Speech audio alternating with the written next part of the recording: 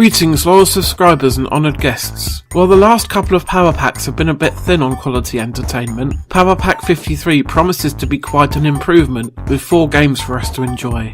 We have a mixture of public domain, demos and the first part of a text adventure. Let's get stuck in. We kick things off with Mind Maze, a puzzler by Ewan Gillies of the Electric Boys, who has worked on quite a few games for the Power Packs by this point.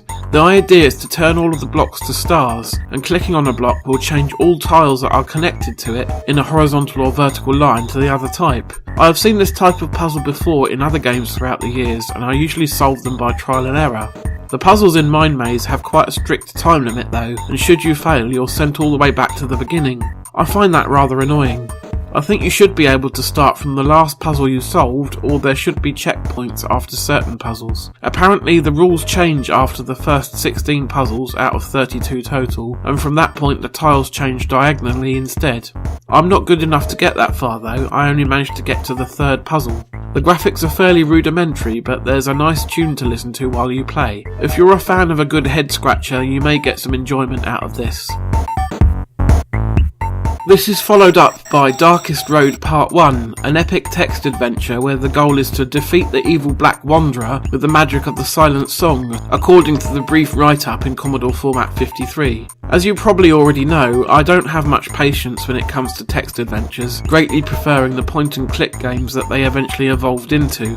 I have no doubt that I'm missing out on some fantastic stories and puzzles, but despite trying multiple times, I just can't get into these. Darkest Road seems like a fairly standard example of the genre. It does at least offer players some music to listen to while they roam around the world. The writing is pretty decent with some nice evocative descriptions of the various environments. The story itself seems like fairly standard fantasy fare, no doubt inspired by the works of Tolkien.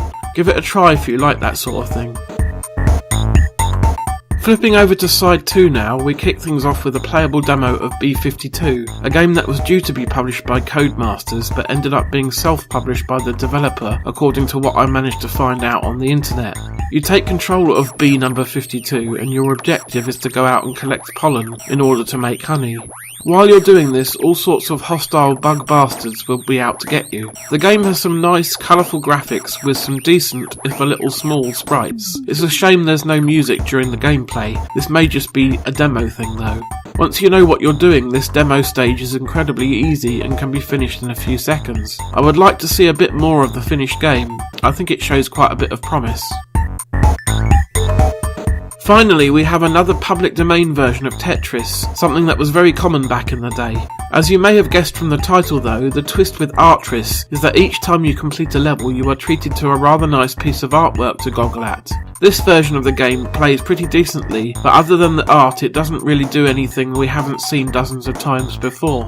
The pictures, while nice, can make it hard to see where the gaps in your lines are from time to time. I do like the presentation and the music is nice as well. All in all, if you don't already have another better version of Tetris that you could be playing instead, Artris is worth spending a bit of time with.